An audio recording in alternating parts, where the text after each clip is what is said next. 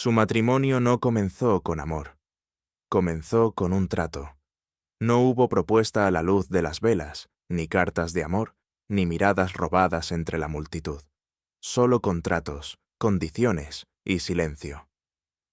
Isabella Reed sabía exactamente lo que hacía cuando firmó su nombre junto al de Julian Blackwood en el certificado de matrimonio.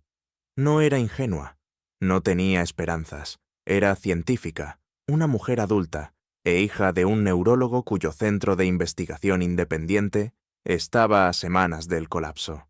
Julian, por otro lado, veía el matrimonio como un deber. Tras la muerte de su hermana menor, quien estaba destinada a continuar el legado de los Blackwood, Julian se convirtió en el único heredero. La presión de tener un heredero, de mantener viva la herencia de una familia más antigua que la misma ciudad, pesaba sobre él como hierro.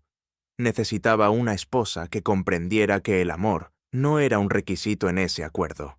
Por eso, dos desconocidos se sentaron frente a frente en una cena organizada por abogados. No para conversar, sino para negociar. Nadie preguntó, ¿me amas? Nadie dijo, ¿con qué sueñas? Solo afirmaciones como, mi familia espera un hijo en el plazo de 1 año. Mi laboratorio necesita financiamiento garantizado. La discreción no es negociable. No necesito afecto, solo cooperación.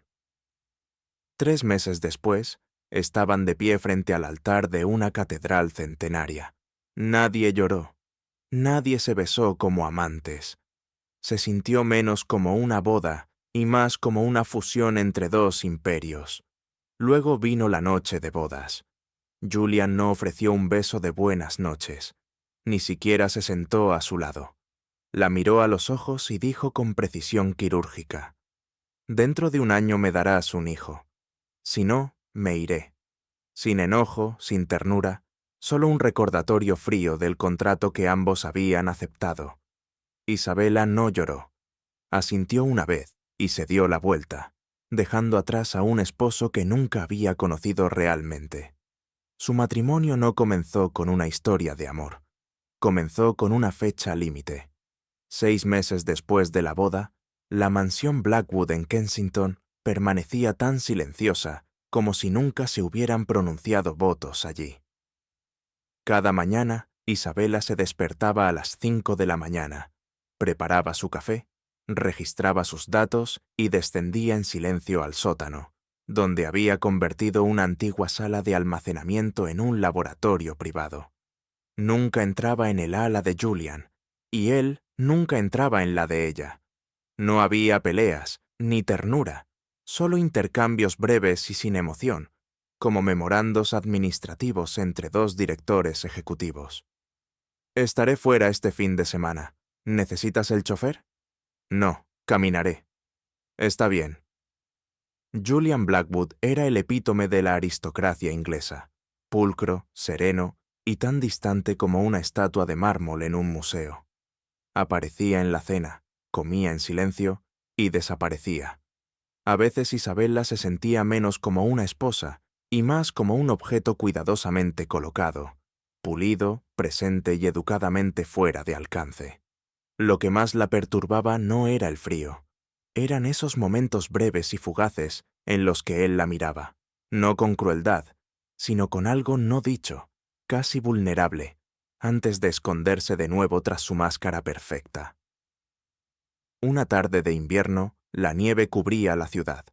Isabella regresó tarde, con los brazos llenos de carpetas de investigación.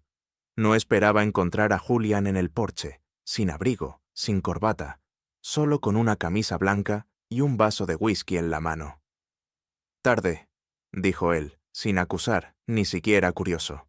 Ella se detuvo, asintió, no dijo nada. Él miró las carpetas. «¿Sigues trabajando en los casos de trauma cerebral?» Ella asintió de nuevo. Él esbozó una pequeña sonrisa, genuina, sin sarcasmo. «Creo que vivo con uno que nadie ha logrado curar». Ella no respondió. Pero esa noche, por primera vez, Isabella se quedó en la sala de estar. Dijeron poco, solo se sentaron juntos, mirando la escarcha formarse en los cristales de la ventana. Y por un segundo fugaz, él no pareció tan lejano. Una semana después, ella se desmayó en su laboratorio. Julian fue quien la encontró. La cargó, su primer contacto físico desde la noche de bodas. Isabela despertó en el dormitorio y lo vio sentado a su lado, la preocupación marcada en su rostro. «No has comido en 2 días», dijo en voz baja. No la regañaba, solo estaba arrepentido. Ella intentó incorporarse. «Se me olvidó». «No te olvides de ti misma por tu trabajo», murmuró. «No pagué para que murieras en esta casa». Las palabras fueron torpes, quizás imprudentes, pero algo en ellas le hizo un nudo en la garganta. Ella se dio la vuelta en silencio, y por primera vez, él no se marchó. Desde ese día, comenzaron a aparecer bandejas de desayuno afuera de su puerta, pequeñas notas adjuntas. No saltes las comidas, sin firma, sin explicación. Aún vivían como universos paralelos.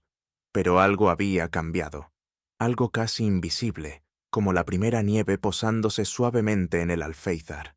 No lo suficiente como para derretirse, pero sí para saber que el invierno había llegado, y que tal vez, solo tal vez, la primavera podría seguirle. Era una noche de mediados de enero, y el viento de las tempestades cortaba Londres como vidrio.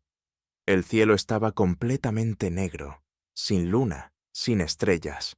En la tenue cocina, Isabela calentaba un cuenco de sopa que había preparado la noche anterior. Un pequeño consuelo en su rutina solitaria. Entonces escuchó pasos, apresurados, erráticos, distintos a cualquier sonido que hubiese oído en esa casa. Un vaso se rompió. Siguió un fuerte golpe. Salió corriendo de la cocina, con el corazón acelerado. Julian yacía desplomado en el pasillo de arriba, con el rostro enrojecido, los ojos muy abiertos, los labios hinchados y los brazos temblando violentamente. No pensó. Corrió hacia él, le tomó el pulso. Débil. Respiraba con dificultad. Shock anafiláctico. «¡Julian!», gritó, girándolo de lado para despejar sus vías respiratorias. Su mente entró en modo médico. Corrió a su habitación, tomó el botiquín de emergencia que siempre conservaba de sus días en el hospital. Un inyector de epinefrina personal. No había tiempo para el pánico, ni espacio para el miedo. Le administró el medicamento, controló su ritmo cardíaco, le hablaba constantemente, cualquier cosa para mantenerlo consciente. Pasaron minutos. Su respiración se hizo más lenta, su piel pálida, pero sobrevivió. Julian despertó en una habitación tenue, con la cabeza palpitante. Le ardía la garganta. Isabela se sentó a su lado, el cabello desordenado, el rostro húmedo por el sudor. «Tú», jadeó él, «tú me salvaste». Ella no lo miró. «Tienes una alergia grave a los frutos secos. ¿Quién come pastel sin revisar los ingredientes?». Él soltó una risa ronca. «Lo olvidé. No recuerdo la última vez que me importé a mí mismo». Por primera vez en meses, bajo el mismo techo, se miraron como personas, no como roles, no como obligaciones. «¿Siempre has tenido esta alergia?», preguntó ella. «Sí, desde que era niño. Pero después de que murió mi hermana, dejé de comer las cosas que a ella le gustaban. El pastel de esta noche lo trajo nuestra nueva ama de llaves. Ella no sabía». «¿Tu hermana?», preguntó Isabela con suavidad. «¿Amelia?», susurró él. «Cayó por las escaleras cuando tenía 12 años. Traumatismo craneal severo. Murió 3 semanas después. Después de eso, mi madre cayó en depresión. Mi padre se enterró en el trabajo. Y yo me convertí en el único heredero. Tenía que ser fuerte, perfecto, sin espacio para la debilidad, sin espacio para romperse». Las manos de Isabela se apretaron inconscientemente. «Estudié traumatismos cerebrales por un chico que no pude salvar cuando tenía 19 años. Un accidente en bicicleta. Murió. Sentí que no era lo suficientemente buena. Así que empecé, y nunca paré». Julian la miró, su expresión suavizada. «Entonces, ambos vivimos tratando de arreglar algo que no pudimos salvar. Esa noche no hubo besos, ni abrazos, pero el muro invisible entre ellos pareció hacerse más delgado, desgastado por las heridas que nunca habían planeado compartir. 2 semanas después, Julian la invitó a cenar por primera vez desde la boda. Fue una comida sencilla: pasta suave, vino tinto y luz de velas. Isabela llevaba un vestido modesto, sin maquillaje, pero sus ojos ya no estaban cargados de cansancio. «Gracias por esa noche», dijo él en voz baja. «Solo me alegra que estés vivo», respondió ella. «No solo por salvarme, sino por no alejarte». Hubo silencio. Entonces Julian preguntó, con duda: «Si pudieras retroceder, ¿firmarías el contrato de nuevo?» Isabela lo miró por un largo momento. Si hubiera sabido que, debajo de toda esa frialdad, había un corazón aún herido, tal vez sí, pero habría negociado mejores términos. Julian soltó una risa. «¿Qué? ¿Desayuno en la cama cada mañana?» Ella ladeó la cabeza, medio en broma. O, al menos, una mirada honesta. Rieron, un sonido pequeño, pero la primera risa que resonó en esa casa demasiado silenciosa. Esa risa fue tenue, frágil como la niebla matinal, pero dejó algo dentro de Isabela: calidez y miedo, porque sabía que cuando el corazón empieza a sentir, la mente será puesta a prueba. Unos días después de aquella cena, Isabela estaba en el baño con una prueba de embarazo en la mano. Tenía casi 3 semanas de retraso, pero lo había negado. Cansancio, estrés, noches sin dormir. Había muchas explicaciones, pero en el fondo ya lo sabía. Y cuando aparecieron las 2 líneas rosadas, simplemente se quedó quieta. No hubo alegría, ni pánico. Embarazada. No de uno, sino de 2 vidas. En su ecografía de la 8ª semana, el médico confirmó: «Son gemelos». 2 pequeños latidos resonaron desde la pantalla, y por primera vez en mucho tiempo, Isabela lloró en una sala de clínica. No de miedo, sino de asombro. Salió, sosteniendo la ecografía en sus manos, se sentó en el auto y colocó una mano sobre su vientre. Sus pensamientos se agolpaban. Vio el rostro de Julian, su mirada suavizada durante la cena, la primera sonrisa verdadera tras meses de frialdad. Y entonces, como un trueno: «Un año para darme un hijo, o me iré». El ultimátum regresó, más claro y fuerte que nunca. Isabela apretó el folder. No podía decírselo. No ahora. Empezó a alejarse. No más cenas compartidas. No más notas en las bandejas del desayuno. Culpó al trabajo, a su salud. Guardó silencio ante todo. Julian lo notó, pero no presionó. No preguntó. Solo observó. Una noche, buscando un antiguo texto médico en la biblioteca de la finca, Isabela encontró un cajón cerrado en la oficina de Julian. La curiosidad despertó. Encontró la llave en su escritorio y lo abrió. Dentro había documentos legales, correspondencia y un grueso archivo con el nombre de su padre: Dr. Richard Reed. Sus manos temblaban al abrirlo. No tenía idea de que, 17 años atrás, su padre, antes una figura destacada en la investigación neurológica, había sido demandado por Blackwood & Sons por pruebas humanas no éticas en traumatismos cerebrales pediátricos. Julian tenía 16 años. El demandante principal, su padre, Harold Blackwood. El caso había arruinado la carrera de su padre, se cortó el financiamiento, su reputación fue destruida. Isabela siempre creyó que había sido por malas decisiones financieras, mala suerte. Nunca supo que fue un golpe directo de la familia a la que ahora pertenecía. Dejó el archivo. Tenía los ojos secos. No fue elegida por accidente, ni por amor, ni siquiera por su trabajo, sino como restitución o control. Su matrimonio nunca fue un accidente. Esa noche, Isabela vomitó en su baño, no por náuseas matutinas, sino por asco. Se miró en el espejo y vio a una extraña. Ojos vacíos, labios tensos, manos sobre su vientre, como si intentara proteger a sus hijos no nacidos de las mentiras del mundo exterior. Julian llamó en ese momento. «Isabela, ¿estás bien?» Ella se limpió el rostro y abrió la puerta. «Estoy cansada. Quiero descansar. Él dudó, como si fuera a decir algo, pero retrocedió. No te molestaré. Ella cerró la puerta, y por primera vez desde su boda, lloró sola. No porque estuviera rota, sino porque había empezado a amar, y se dio cuenta de que ese amor había brotado desde las raíces de una traición enterrada hace tiempo. El amor había germinado desde las grietas de viejas heridas. Pero cuando sus raíces se aferran a mentiras, Isabela supo que lo que llevaba dentro no podía seguir creciendo en silencio. El día que Isabela decidió marcharse, Londres estaba cubierto por una lluvia ligera, no fuerte, solo lo suficiente para cubrir las ventanas con gotas suaves, como ella había existido en esa casa por casi un año. En silencio, sin dejar rastro. Empacó sin decir nada, no mucho, solo algo de ropa, una carpeta con archivos médicos y 2 copias de la ecografía de los gemelos. Dejó una copia sobre su tocador, debajo de un sobre delgado escrito con una letra firme y ordenada. Querías herederos. Te he dado 2. El contrato está cumplido. Los criaré con amor, no con legado. Isabela. No hubo más lágrimas. Ya había llorado todo lo necesario aquella noche en el baño, cuando comprendió que cada ternura mostrada por Julian era solo la superficie de un iceberg llamado obligación. Sí, él había cambiado.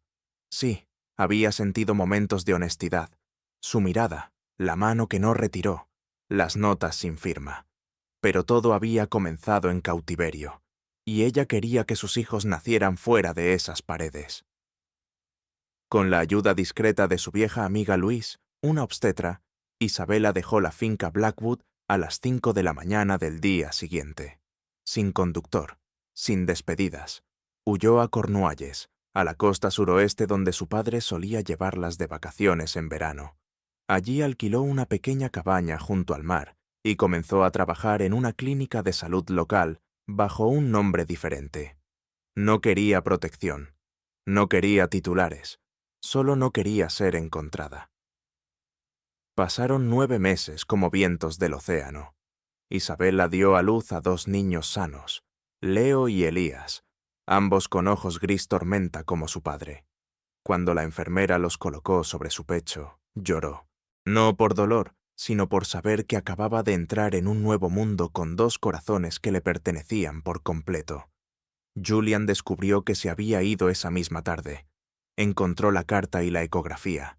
Nadie le dijo a dónde había ido. Nadie se atrevió. Por primera vez, Julian se retiró del consejo, desapareció del mundo financiero y cerró toda consulta de los medios.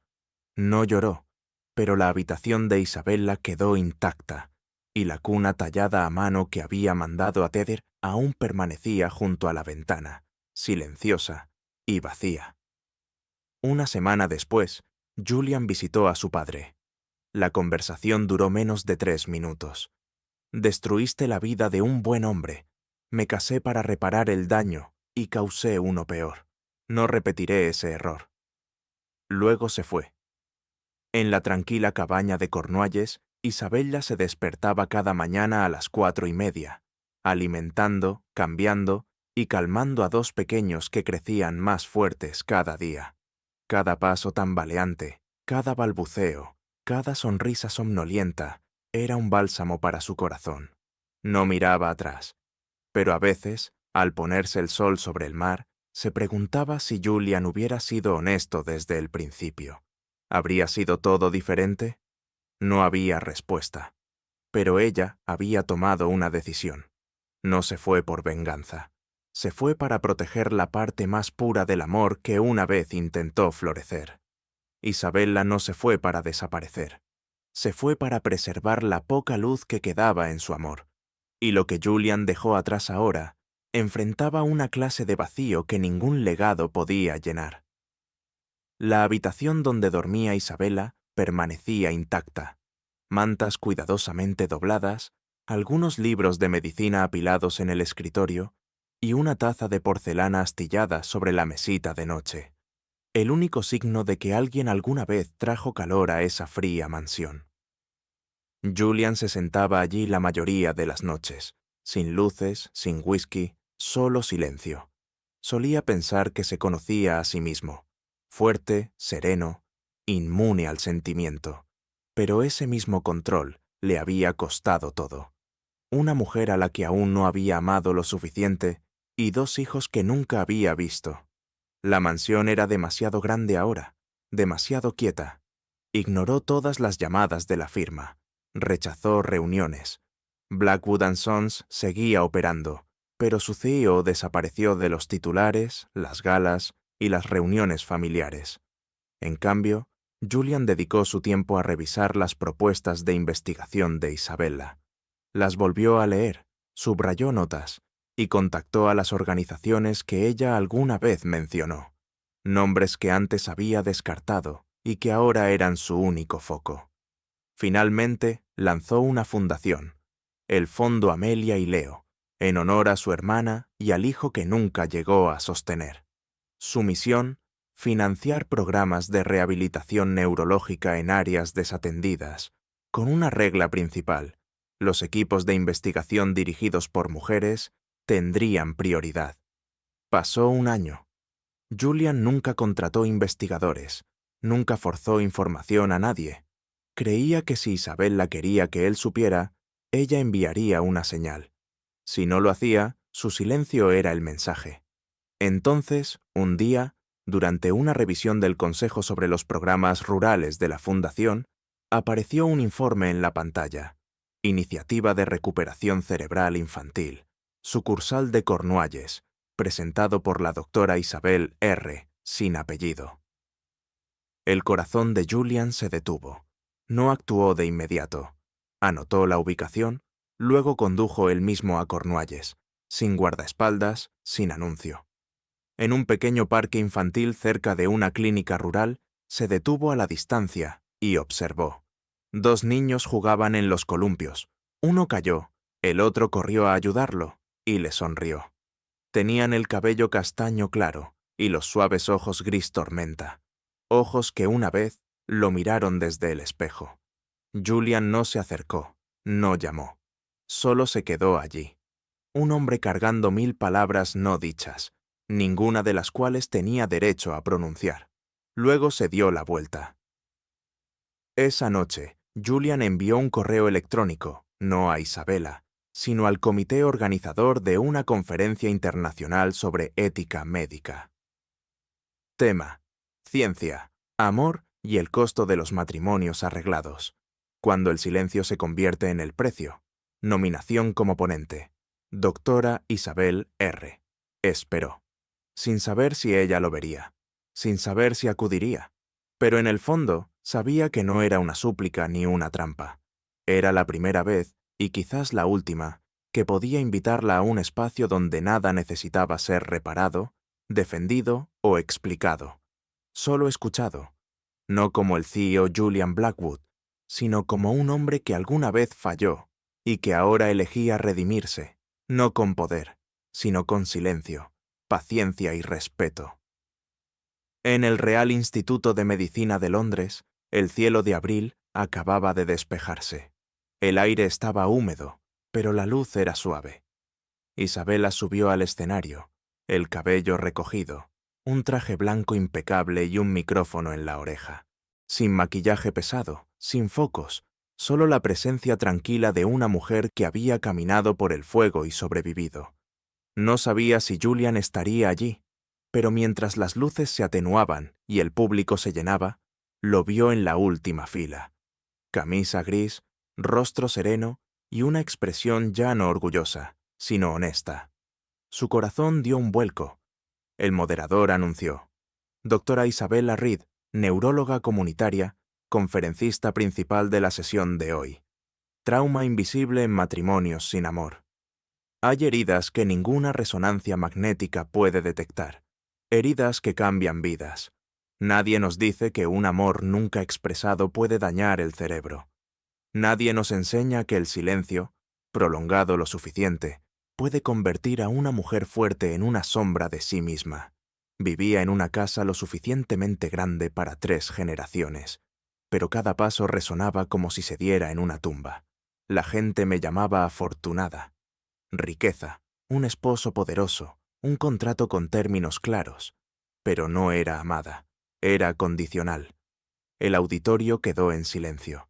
Isabella hizo una pausa, luego continuó. Voz suave, verdad cortante. La única razón por la que estoy viva para hablar hoy es porque elegí irme, no por odio, sino para sobrevivir. Elegí la vida para mí y para 2 niños que merecen crecer sin la carga del silencio o de una herencia. No pido que estén de acuerdo, solo pido ser escuchada. Y si solo una persona en esta sala aprende a escuchar antes de juzgar, entonces hoy no habrá sido en vano. Ella inclinó la cabeza, unos pocos aplausos, luego más, luego una oleada de aplausos. Cuando Isabella bajó del escenario, el anfitrión comenzó a cerrar la sesión, hasta que Julian se levantó silenciosamente desde la última fila. No esperó invitación. Caminó hacia el escenario. Murmullos llenaron la sala. Algunos lo reconocieron, otros no. Isabella se quedó paralizada. El moderador parpadeó. «Lo siento, señor». Julian habló con suavidad. «No estoy aquí para interrumpir. Estoy aquí para decir algo que debí haber dicho hace mucho tiempo, y ahora es el único momento en que puedo hacerlo». Se paró frente al micrófono, sin papeles, sin ayuda, sin discurso ensayado. Solo un hombre que lo había perdido todo. Hace poco más de 1 año, le pedí a una mujer que se casara conmigo sin amor. Le di condiciones, puse límites, lo llamé seguridad. Pensé que me estaba protegiendo, pero estaba matando la humanidad en otra persona. Hizo una pausa. Convertí a una esposa en una condición, a una mujer en un contrato, a un hogar en una sala de juntas. Miró a Isabella sin suplicar, sin rogar, solo enfrentándola. Ella no se fue para castigarme, se fue porque fue la única valiente para vivir con honestidad. Yo tenía poder, yo tenía riqueza, pero ella tenía coraje. Y yo número. Al menos no entonces. El público contuvo la respiración. No estoy aquí para arreglar nada. No estoy aquí para rogar. Estoy aquí para decir que estaba equivocado. Y si algún día soy digno de ser padre, no solo biológicamente, sino de verdad, entonces estaré allí, esperando. Se apartó, hizo una reverencia, se bajó del escenario. Nadie aplaudió, nadie lo detuvo. Solo quedó el silencio. Pero ya no era un silencio muerto. Era el silencio de una verdad finalmente dicha. Isabella permaneció inmóvil, apretando la correa de su bolso, porque el hombre que bajó de ese escenario ya no era el hombre con el que se había casado. Pero tal vez, solo tal vez, era el hombre al que debió haber amado desde el principio. Julian bajó de ese escenario sin nada que ocultar, mientras Isabella permanecía anclada, cansada de guardárselo todo. En ese solo instante, entre cientos de miradas, solo había 2 corazones, uno sin armadura, otro abriéndose. 3 días después de la conferencia, Isabella regresó a Cornualles. Todo seguía igual. La pequeña cabaña junto al mar, la risa de su hijo resonando en el jardín, y la tetera silbando cada mañana como si la vida le recordara que sigue adelante. Pero algo dentro de ella había cambiado. No porque Julian se disculpara, sino porque por primera vez no pidió volver. Solo pidió ser escuchado. Y eso la hizo pensar en él. Esa noche, mientras Alias luchaba contra una fiebre leve por la dentición, Isabella se sentó junto a su cuna, un paño frío en la mano, la mirada perdida en el océano iluminado por la luna. Y en esa luz lunar recordó los ojos de Julian en el escenario, crudos, sin defensa. Parte de ella aún tenía miedo, aún era cautelosa. Pero la mujer que una vez vio bondad tras su exterior frío no podía fingir que no la había visto ahora. A la mañana siguiente, escribió una carta corta, sin explicaciones, solo una línea. Si realmente quieres conocerlos, no para exigir, sino para estar presente, ven a los acantilados de South Shore a las 5 de la tarde este domingo. Pidió a una amiga que la entregara a la oficina de la Fundación Blackwood. No sabía si él seguiría allí, pero si su cambio era real, vendría. El domingo por la tarde, el cielo era de un gris suave. El mar estaba en calma. El viento susurraba, pero no helaba. Isabela estaba de pie en los acantilados, las manos en los bolsillos del abrigo, los ojos fijos en el horizonte. Los niños estaban en casa. No sabía qué versión de Julian aparecería, el padre, el hombre o una nueva retirada. Entonces, por el sendero embarrado, apareció una figura solitaria. Abrigo grueso, botas llenas de barro, sin escoltas, sin auto. Julian. Se detuvo a pocos pasos, esperando. Ella lo miró. ¿Viniste? Él asintió. No quería perder la primera oportunidad que tal vez pueda hacer bien. El silencio se extendió. No era pesado, sino necesario, como el espacio entre dos respiraciones. Isabela habló primero. No necesitan una herencia, necesitan presencia. No de un hombre exitoso, sino de un padre que pueda sentarse en el suelo y construir bloques con ellos. La voz de Julian fue firme. No sé cómo ser padre, pero quiero aprender si tú me dejas. Ella asintió lentamente, sin sonreír, pero con los ojos suavizados. Están en casa. Si quieres, puedes empezar con los cuentos para dormir. Por primera vez en casi 2 años, Julian sonrió. No su sonrisa pública, una real, silenciosa y cálida. Hago una voz de conejito muy convincente. Ella soltó una risita suave, inesperada. No lo suficiente para borrar el dolor, pero como una ventana agrietada en invierno. Lo suficiente para dejar entrar la luz. Esa noche, Julian se sentó con las piernas cruzadas en el suelo. Leo a un lado, Elías al otro, ambos observando al extraño con curiosidad. Hojeó torpemente un libro ilustrado, hizo una voz de conejito tonta, y ambos niños estallaron en carcajadas. Desde la puerta, Isabela se apoyó en el marco, abrazando un cojín, mirando en silencio. Sabía que la vida no iba a reiniciarse desde cero, pero el perdón no requería olvidar. A veces, perdonar era simplemente decir que sí a dejar que alguien camine contigo de nuevo. Y esa noche, cuando Julian susurró «Buenas noches», con su voz real, sin actuación, ella supo que el perdón había comenzado.